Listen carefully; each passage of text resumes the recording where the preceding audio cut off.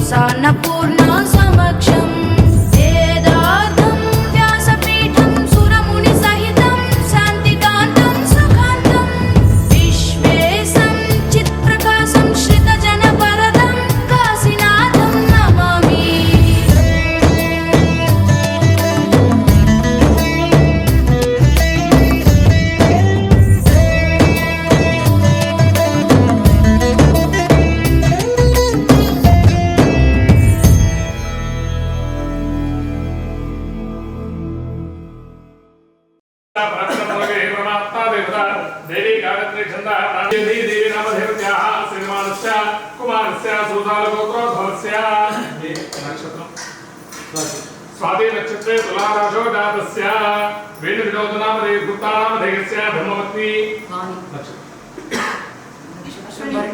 भरणी नक्षत्रे देशराशो जातस्याः वीरानामधेयस्याः यजमान मानीनामधेयस्याः यजमानस्य सपुत्रकस्य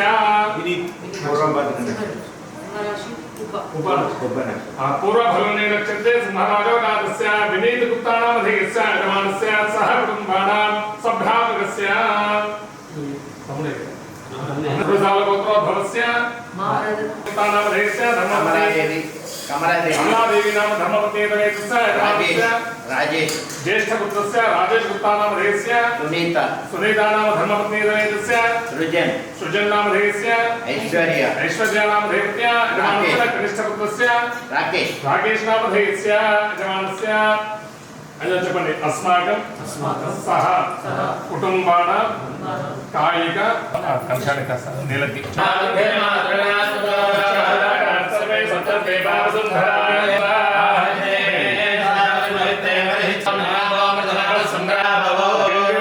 कृष्णे गोदावरी सरस्वती आयां दुदेव पूजा समर्पण नीलति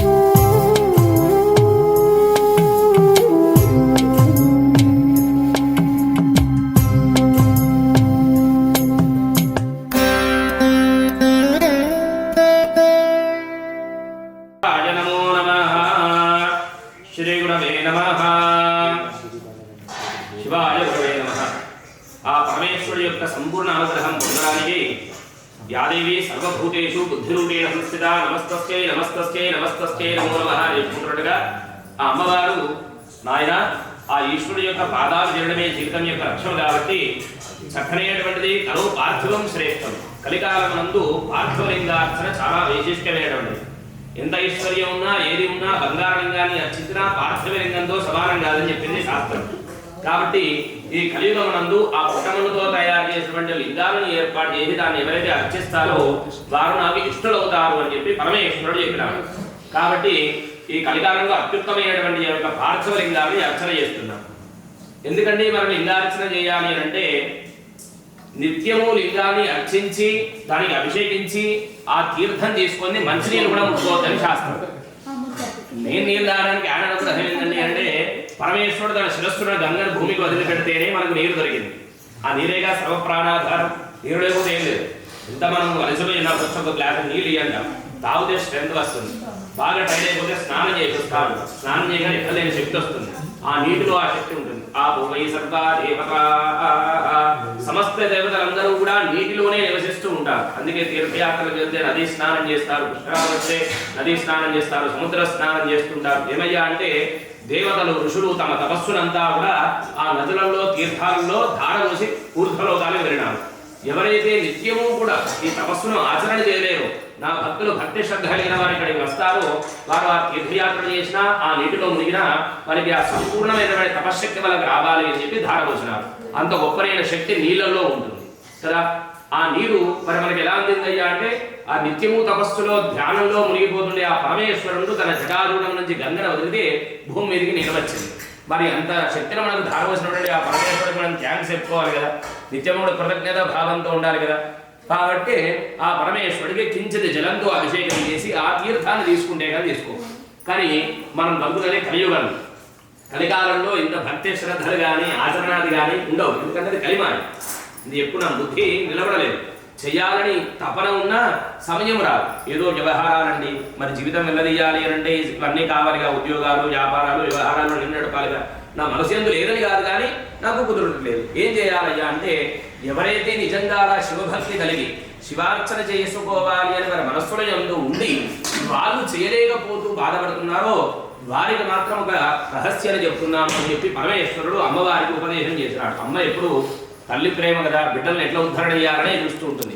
అలా అమ్మవారిగా పరమేశ్వరుడు చెప్పినాడు కైలాస యంత్రం రహస్య ప్రోక్తమైనటువంటిది. ఇది యంత్రం ఎలా పెడితే అలా పేర్చుకోవడానికి కానీ చేయడానికి కానీ వీళ్ళు దానికి పరమేశ్వరుడు ఏర్పాటు చేసినాడు. ఈ విధంగా ఆ యంత్రాన్ని నిర్మాణం చేయాలి. ఈ దేవతలు ఉంటారు అని ఏర్పాటు చేస్తూ 365 లింగాలతోటి ఏర్పాటు చేసినదే మహాలింగార్చన.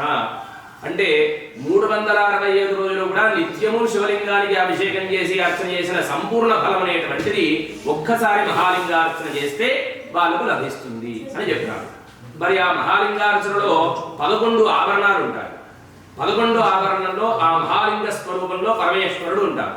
ఆ మహాలింగంలో ఉన్న పరమేశ్వరుని చేరుకోవాలి అంటే 10 ఆవరణాలలో ఉన్నటువంటి సమస్త దేవతలందరినీ దాటి ఆ పరమేశ్వరుని అర్చన చేస్తారు. వాళ్ళందరూ ఈశ్వర స్వరూపమే. సర్వం శివమయం జగత్. ఈ జగత్తంతా శివుడితోటి నిండి ఉన్నది కాబట్టి ఆ శివుణ్ణి సమస్తంలో ఉన్నటువంటి ఆ రూపాల్లో దర్శనం చేసుకుంటూ ఆయన దగ్గరికి వెళ్ళాలి. మరి ఆయన దగ్గరికి వెళ్ళాలి అని అంటే నా రుద్రో రుద్రం అర్చేయదు. నువ్వు రుద్రుడిగా అయితే కానీ రుద్రుడిని అర్చించదు కదా. మనకు ఆ విషయం తెలిస్తే కానీ ఆ విషయం గురించి మనం ఏం చేయలేదు. మరి నాకు ఎక్కడ తెలవాలి శివుని ఎట్లా అర్చించాలి, ఎట్లా ముట్టుకోవాలి, ఏ పువ్వు పెట్టాలి, ఎట్లా అభిషేకం చేయాలో నాకు తెలియాలి. తెలియదు నేను ఆయన చేయలేను కదా.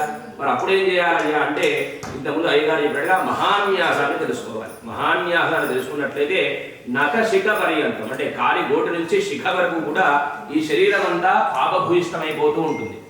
అనరాని మాటలు అంటూ ఉంటాం, పూరాని చోటికి పోతూ ఉంటాం, చేయని పనులు అన్నీ చేస్తూ ఉంటాం, తినకూడనివన్నీ తింటూ ఉంటాం. అవన్నీ శరీరం ద్వారా జరిగి ఉన్నాయి కదా. మరి ఈ శరీరంతో ఆ పరమేశ్వరుని ఎట్లా ముట్టుకుంటారు? ఎవడో రోడ్డు మీద పెట్టవచ్చు నన్ను ముట్టుకుంటాడు, ముట్టుకొనిస్తామా? ముట్టుకొని ఏం కదా మనం. మరి మనం ముట్టుకుంటాడు ఈశ్వరుడు ఎందుకు ముట్టుకొని అవునగా. మరి ఎట్లా అండి అంటే పరమేశ్వర నా మనస్సు ఎందు నీ అర్చన చేయాలని ఉన్నది, నీ పూజ చేసుకోవాలని ఉన్నది. కానీ ఎక్కడో జరిగిన నా బుద్ధి చేత ఈ శరీరం ఎంతో తప్పులు ఏవో చేసి ఉన్నది. ఆ దోషాధికారాన్ని కూడా తొలగింపజేసి ఆ దైవశక్తిని నా శరీరంలో నింపి ఈ శరీరాన్ని నీ పూజకు అర్హత పొందేలా నన్ను అనుగ్రహించవయ్యా అని చెబుతూ నగశిఖ పర్యంతం ఉన్నటువంటి సమస్త దేవతల రుద్రశక్తిని ఇందులోకి పిలిపించుకుని ఈ శరీరంలోకి రుద్రత్వాన్ని ఇచ్చి మనము శివుడిగా మారి మన లోపంలో హృదయంలో ఉన్నటువంటి ఆత్మలింగాన్ని ఎవరైతే అర్చిస్తారో వారు సంపూర్ణమైనటువంటి రుద్రాభిషేకాన్ని చేసినట్టు లెక్క. అంతర్ముఖ సమారాధ్య బహిర్ముఖ సుదర్లభ అంటే అంతర్ముఖంగా మనం వెళ్ళి ఆ లోపల ఉన్నటువంటి ఆత్మలింగాన్ని, ఈశ్వరుడు ఎక్కడ ఉన్నాడు అంటే నీలోనే ఉన్నాడు, నీలో ఉన్న శివుని తెలుసుకోలేకపోతే బయట శివుని కనిపించాడు. కాబట్టి ఆ లోపల ఆత్మలో ఉన్నటువంటి ఆత్మలింగాన్ని ఎవరైతే అర్చన చేసి ఆ తర్వాత ఆ ఈశ్వరుణ్ణి ఎదురుగా ఉన్న పరమేశ్వరుడికి ఆవాహనం చేసి అర్చిస్తారో వారికి సంపూర్ణమైనటువంటి రుద్రాభిషేక ఫలం వస్తుంది అని చెబుతున్నది. కాబట్టి అందులో భాగంగా ఈ శరీరం ద్వారా తెలిసి తెలియక జరిగినటువంటి సమస్త పాపాధికారులు తొలగిపోయి ఈ శరీరానికి ఈశ్వర శక్తి లభించడానికి ఇప్పుడు మహాన్యాస పారాయణం చేస్తున్నాం. నవవేద భక్తుల్లో మొదటి భక్తి ఏదయ్యా అంటే శ్రవణం. మొట్టమొదటిది శ్రవణం అంటే వింటేనే ఏదైనా వస్తుంది, వినకపోతే ఏం తెలియదు. కాలేజీ మనం చేసేమైంది కోట్లు పోసి కాలేజీమైనా సార్ చెప్పే పాఠం వినాలి, వినకపోతే ఏం వస్తుంది? నాకు పుస్తకాలు ఉన్నాయండి నేను ఎందుకు పోవాలంటే ఏం రాదు, వింటే వస్తుంది కదా. అందుకనే మంత్రం గణపతి కూడా అదే చెప్తాం, భద్రం కరుణే భేశ్వరుణ్యామదేవా అని చెప్తాం. అయ్యా నా చెవులు భద్రంగా ఉండాలి, ఎందుకంటే మంచి శబ్దాలు వినాలిగా, మంచి వినకపోతే నాకు ఎట్లా ఆచరణ చేయాలి, ఎట్లా తెలవాలి. కాబట్టి విన్న వారికి సంపూర్ణ ఫలం వస్తుందని చెప్తున్నది శాస్త్రం. కాబట్టి శ్రద్ధగా చక్కగా ఈ మహాన్యాస మంత్రాలని కూడా చాలా శక్తివంతమైన మంత్రాలు. మీ వాయిస్కి అంటే ఈ శబ్ద తరంగాలకి శక్తి ఎక్కువ. ఈ అంటే సాధారణ లౌకికంగా అంటుంటారు మంత్రాలు ఇచ్చిందిగా లాల్దాయి, ఈ మాటలని చెప్తే అండి అంటుంటారు. మాటలోనే శత్రుత్వం వస్తుంది, మాటలోనే మిత్రత్వం వస్తుంది. అరయ్య అంటే వాడు తింటారు, అన్న అంటే అన్న, అవునా కాదు? మరి ఇది మాటే కదా, అందరినీ కలుపుకుంటూ పోతున్నది. నోరు మంచిదైతే ఊరు మంచిదైతే ఓ సామెత ఉన్నది. మాట ద్వారానే సమస్త ప్రకృతిని కూడా మనము ఎలా మన ఆధీనంలోకి తీసుకొచ్చు అనేది ఋషులు తపస్సు ద్వారా చేసినారు. ఈ మంత్రంతో ఆవాహయామి అని అంటే దేవతల అక్కడికి ఆవాహన అవుతారు. ఏ విధంగా రండి అని అంటే ఇప్పుడు మీరు అందరూ అప్డేట్ అయ్యి కనుక్కున్నటువంటి ఒకే గూగుల్ కాల్ కరుణయ్య గారు అనగానే ఫోన్ కాల్ చేస్తున్నారా లేదా, ఆన్ ఫ్యాన్ అనగానే ఫ్యాన్ అయినట్లేదా లేదా, అట్లెట్లయింది అండి. సైన్స్ అయ్య గారు డెవలప్ అవుతున్నది. మేము ఆవాహయామి అంటే రాదు వస్తారు. ఇది ఋషులు కనిపెట్టింది. నువ్వు ఇప్పుడు కనిపెట్టాడు గూగుల్ వాయిస్ రికగ్నిషన్ ఏదైతే ఉందో అది ఎప్పుడో ఋషులు కనిపెట్టి పెట్టింది. ఆవాహయామి అంటే ఇక్కడికి వస్తున్నారు. ఎట్లయితే నువ్వు ఫోన్ అనేటువంటి ఒక చిన్న రాగి చిప్పును ఆధారంగా చేసుకుని మొత్తం పని చేస్తున్నావు అంటున్నావు, ఒక 5x5 రాగి రేకులు అక్కడ ఏర్పాటు చేసి ఆ రాగి రేకులకి ఆవాహయామి అని అంటే సమస్త దేవతా శక్తి, అంతరిక్షంలో ఉండే శక్తి ఇక్కడికి వస్తున్నదా లేదా? చిన్న ఫోన్లో ఉండే గింతే రాగి రేకు అదేంటా మీ కులమునందు, మీ యొక్క నక్షత్రమునందు, మీ యొక్క ఆ గోత్రమందు వంశమందు ఉద్భవించినటువంటి కోటి సంఖ్యాత పితృదేవతలు ఎవరైతే పైన ఉన్నారో వాళ్ళందరూ కూడా ఈ రోజు ఆనంద తాండవం చేస్తున్నారు. అబ్బా నా వంశంలో పుట్టిన వాడి కింద మహాలింగార్చన చేస్తున్నాడు రా, లక్ష బిల్వార్చన కార్యక్రమం నా జీవితంలో నేను చేయలేకపోయాను. ఎందుకంటే అప్పుడు వాళ్ళకి ఇంత లేవు, ఇంత ఘనంగా తెలిసినవి లేవు, ఆచరణ శక్తి లేదు. ఆ రోజు బతకాలంటేనే కష్టంగా ఉండేది, చాలా శక్తితో కష్టపడి పైకి వచ్చిన వాళ్ళు చేయడానికి లేవు. కానీ ఇంత నేను ఇచ్చినందుకు గాను నా వంశంలో పుట్టిన వాడు ఈ రోజు 10 మంది బ్రాహ్మణులు వచ్చి వేదమంత్రాలు వినిపిస్తూ బిల్వార్చన చేస్తూ 365 లింగాలను ఏకకాలంలో అర్చిస్తూ ఆ అభిషేక జలాలు ఒక్కొక్క చుక్క కింద పడుతూ ఉంటే వాళ్ళకి అక్కడ అమృతతుల్యం అయిపోయి వాళ్ళకి అక్కడ సింహాసనం వేసి కూర్చోబెడతారు. ఏమి మా ఇంట్లో మొట్టమొదటి డాక్టర్ అంటే వీడు, మా ఇంట్లో మొట్టమొదటి ఇంజనీర్ అంటే వీడు అని చెప్పుకుంటారా లేదా? అలా పితృదేవతలు చెప్పుకుంటారు. నా వంశంలో కింద మహాలింగార్చన జరుగుతున్నది తెలుసునా అని చెప్పుకుంటే వాళ్ళకి సింహాసనం వేసి కూర్చోబెడతారు. అట్లా ఆ పితృదేవతలు కోటి సంఖ్యాకంగా ఉన్న పితృదేవతలు అందరూ కూడా ఉత్తర ద్వార దర్శనం. ఇప్పుడు మనకి ఇంకోటి ఏకాశం చేస్తే ఉత్తర ద్వారం కూడా వాళ్ళని పంపిస్తారో అలా వీళ్ళందరినీ కూడా అమ్మో అంత గొప్ప పని కింద వాళ్ళ కొడుకులు చేస్తున్నారా, వీళ్ళు ఇక్కడ ఉండడానికి యోగ్యత కాదు, వీళ్ళని స్వర్గలోకానికి పంపించేయండి అని చెప్పి ఈ స్వర్గలోకానికి అతీతమైన శివలోకానికి ఆ పితృదేవతలందరినీ పంపించే మహత్కార్యము ఈ రోజు ఇక్కడ జరుగుతుంది. అంతమంది కూడా ఆనందిస్తారు అన్నమాట ఈ కార్యక్రమం వల్ల. మీ వరకేగా మీ పోయిన తరాలు వచ్చే తరాలు అన్ని కూడా ఆనందించే మహత్కార్యం ఇక్కడ జరుగుతుంది. కాబట్టి భక్తిగా శ్రద్ధగా పరమేశ్వరుడు ఆధారం అనుకుని అర్చన చేస్తున్నాడు. హర నమః పార్వతీపతయే హర భోలా శంకర భగవానుకి శివాయ గురవే నమః. ఓం నమః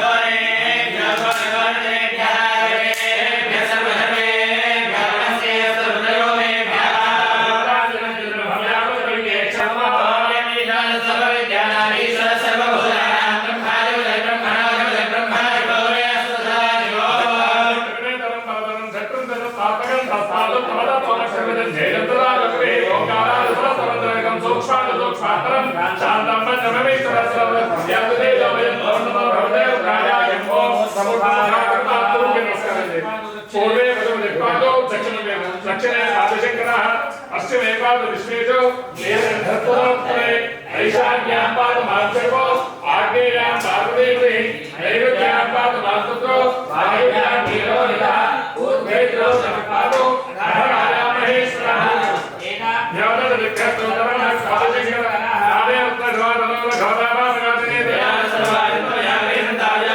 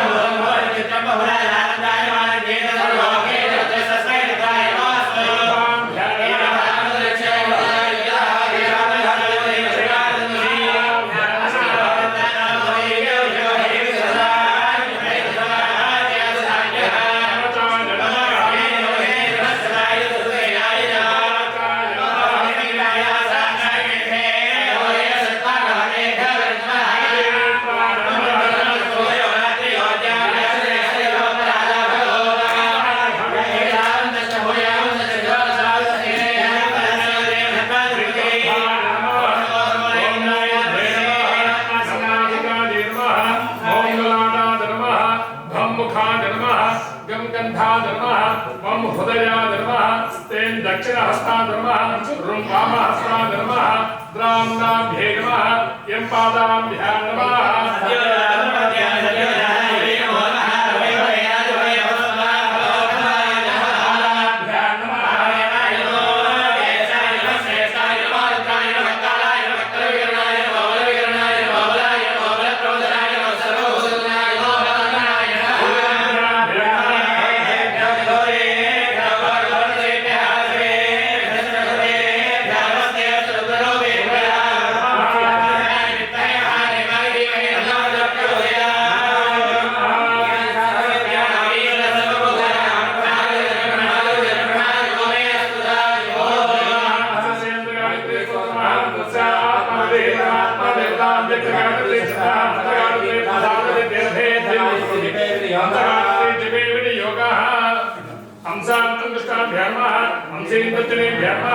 हंसो मध्यमाभ्यार्मः हंसे प्लाविकाभ्यार्मः हंसो कनिष्ठिकाभ्यार्मः हंसः कर्तलकरपृष्ठाभ्यार्मः हंसा मृदजाधर्मः हंसेन्द्रदे स्वाहा हंसों शिखारे विषणो हंसैकवदालुः हंसों नेत्रत्रयाकौषधौ हंसः अस्तारभणौ भूर्भवस्वरोमिदधिकन्दः ध्यानं गमागमस्थङ्गगणादशोजन क्षेत्रोपदे पन्तुविरामहारं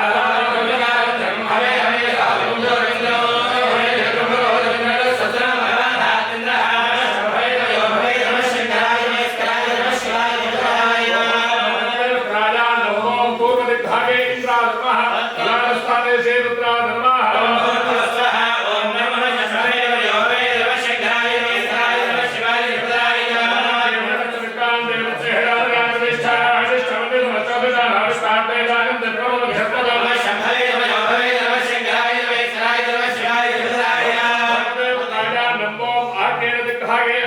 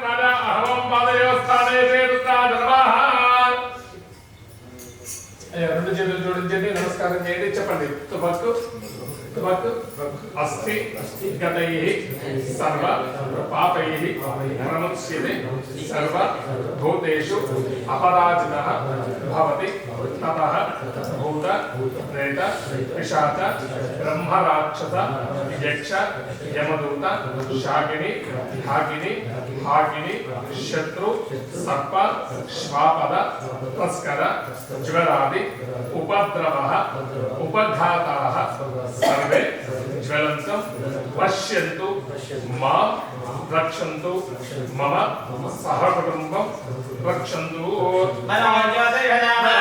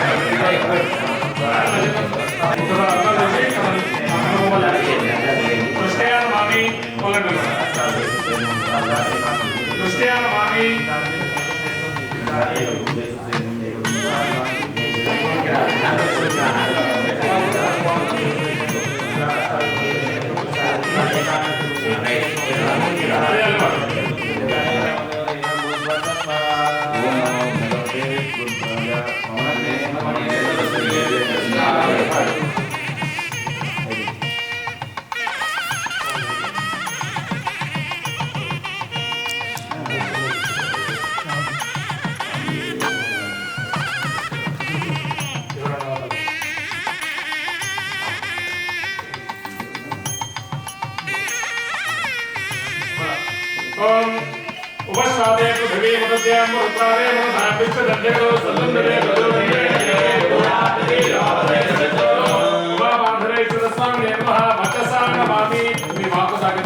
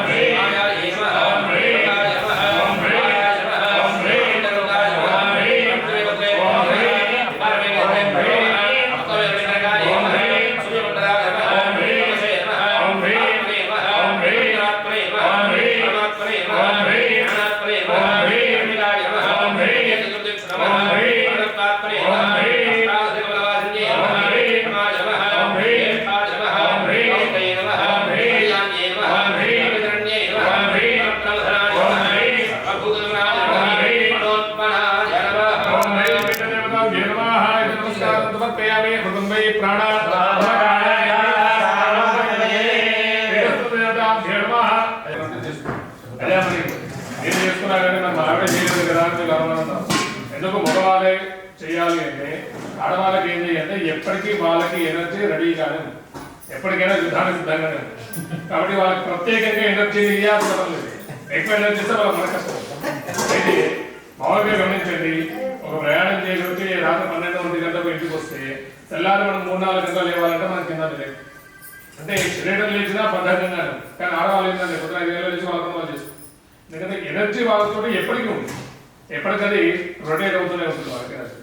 ఎందుకంటే ప్రకృతి రూపంగా వాళ్ళు ఉంటారు కాబట్టి స్త్రీ అంటే ఏంటంటే ప్రకృతి రూపం.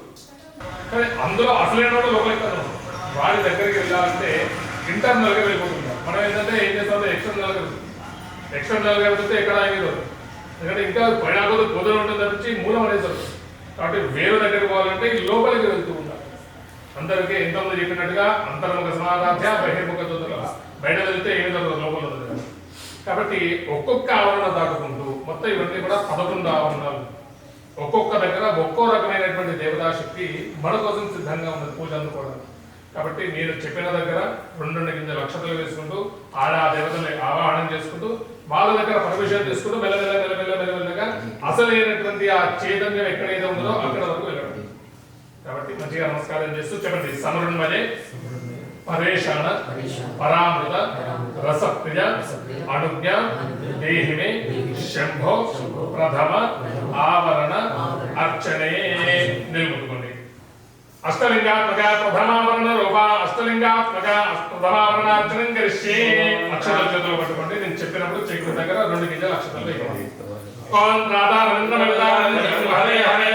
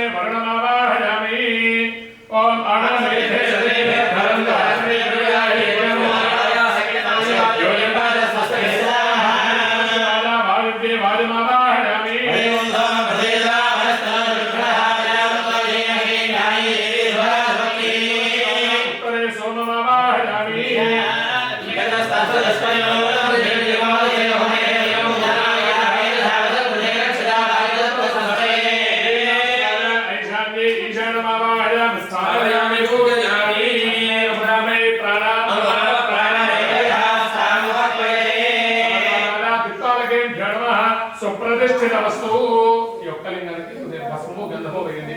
ఫలం ప్రదేదతాత్రే గంధం పరికల్పయామి పుష్పం పరికల్పయామి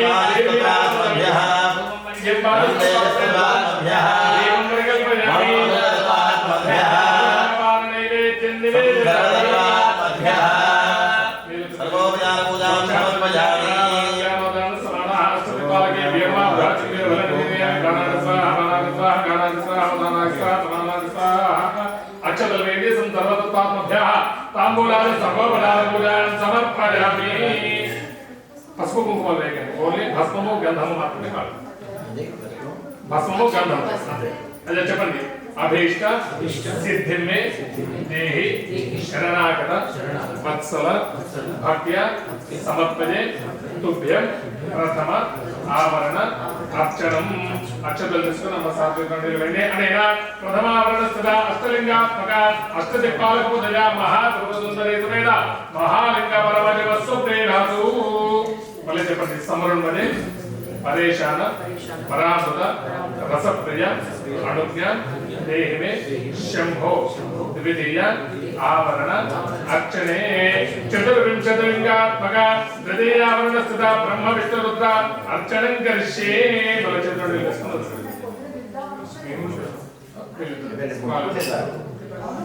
ఇప్పుడు 2వ ఆవరణలో ముగ్గురు చెప్పిన బ్రహ్మ విష్ణు మహేశ్వరుడు.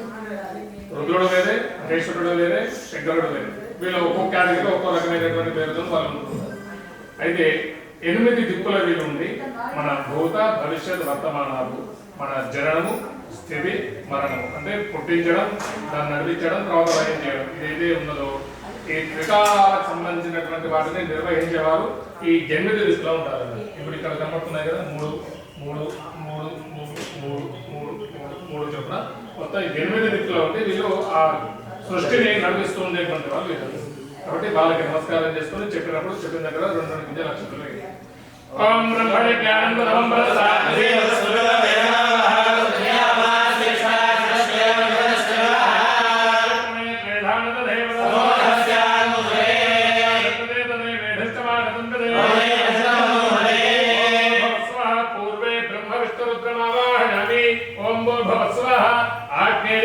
బ్రహ్మ విష్ణు రుద్రమావాహయామి. దక్షిణే బ్రహ్మ విష్ణు రుద్రమావాహయామి. ఇక్కడ మన దక్షిణ ఓం భవస్వః నైరుతౌ బ్రహ్మ విష్ణు రుద్రమావాహయామి. పశ్చిమే బ్రహ్మ విష్ణు రుద్రమావాహయామి. వాయువ్యే బ్రహ్మ విష్ణు రుద్రమావాహయామి. ఉత్తరే బ్రహ్మ విష్ణు రుద్రమావాహయామి. ఈశాన్యే బ్రహ్మ విష్ణు రుద్రమావాహయామి. స్థాపయామి పూజయామి. అమృతం వై ప్రాణామృతమా ప్రాణాయ స్వప్రతిష్ఠిత వస్తూ మళ్ళీ భస్మము గంధము ఈ ముగ్గురికి వేయండి. ఈ ముగ్గురికి వేయండి. మీరు ఇక్కడ వేసుకోండి. లంబురేతాపభ్య గంధమిదం పరికల్పయామి. గాగరతాపభ్య గంధమిదం పరికల్పయామి. ధూపమిదం పరికల్పయామి. పరికల్పయామి. ధూపపాన నైవేద్యం నివేదయామి.